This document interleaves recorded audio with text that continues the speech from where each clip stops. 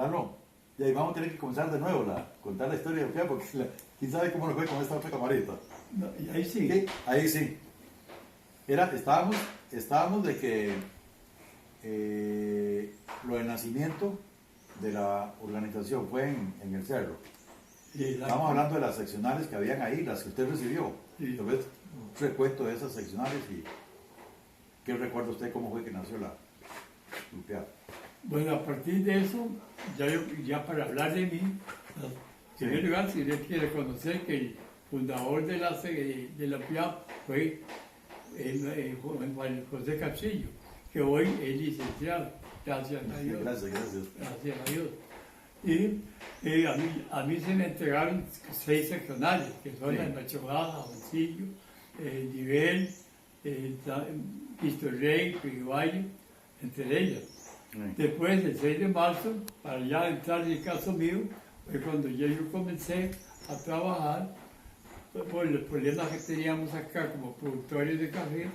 Comenzamos a revisar a ver por qué se daban los problemas y quién los podía defender. Nos dimos cuenta que había un libro que son leyes y reglamentos de usuarios sobre el café. Entonces comenzamos a buscar ese libro y comenzamos a estudiarlo. Y de ahí sacamos, ya de una vez lo dirigimos como seccional a la oficina del café, ya comenzamos la pelea. Y el 10 de diciembre del año 1972, el 6 de marzo que nació, en 72 se dio la primera concentración en los palacios de la municipalidad, en el palacio arriba, y la gente estaba abajo, teníamos unos 100 productores. Ahí se les expuso el caso y estaban 2 diputados, don Romilio Urán y el diputado de Buenos Aires, Daniel Barrante, y había otro más. De ahí nace la idea de que se hiciera un seminario en la escuela 12 de marzo para estudiar el libro ese, Leyes y Reglamentos Usuarios sobre el Café, en la cual tuvimos al presidente, más luego, Juan José Luis Alberto Monge, porque el que hizo la ley, Luis Alberto Monge trató de pasarla a la Asamblea Legislativa, pero él como diputado trató de pasarla, pero todos se pusieron en contra y lo trataron hasta de comunista. Era un comunista porque trataba de defender a los campesinos y tuvo sus problemas. De ahí en adelante ya comenzamos, estudiamos, ahí estuvo hasta una monjita con nosotros, estudiamos el documento. Claro, esa monjita no es la misma del cerro, ¿no? La del cerro, se la llama sí. Sorluz, que era colombiana. Era sí, la misma monjita. Sorluz Mejía. Sorluz Mejía. Estuvo ahí con nosotros ahí. Después continuamos, ya yo continué con las seccionales. Y la plan nació en el 71, en el 72, ya fue el 6 de marzo acá. De ahí entró todavía González y otros a la FIAP. Sí. En la asamblea del 17 de julio.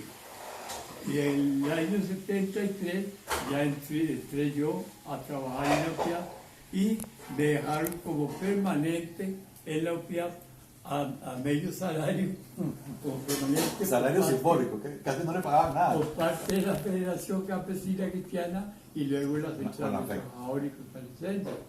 Así comencé a trabajar yo a medio salario. Más adelante, cuando ya teníamos los inscritos, ya comencé a trabajar por el UPIAP. Sí. Los inicios de UPIAP eran muy duros en ese entonces, porque quería trabajar uno por los campesinos, el decir de la gente era que uno era comunista. Sí. Había que convencerlos de que una unión no es una cooperativa, una unión. Bueno, que no éramos comunistas, éramos social cristianos. Ya la lucha era un poco durita en ese tiempo. Se logró, yo logré meterme a trabajar, preparar documentos para trabajar yo, para ir brillando. La parte de organización. Por parte de la organización. Y uno era el hombre en sus principios. y otros documentos más, deberes de la seccional y de afiliados, preparar unos documentitos que me sirvieran para irme orientando en el trabajo de los campesinos. Y después, conociendo los problemas de los campesinos, así comencé a trabajar. Se fue fortaleciendo gracias a usted, gracias a tu vida, gracias a un grupo de trabajo que durante más de 20 años, ¿verdad? Yo trabajé 22 años. 22 años. Le dieron fortaleza, le dieron vida, robustecieron.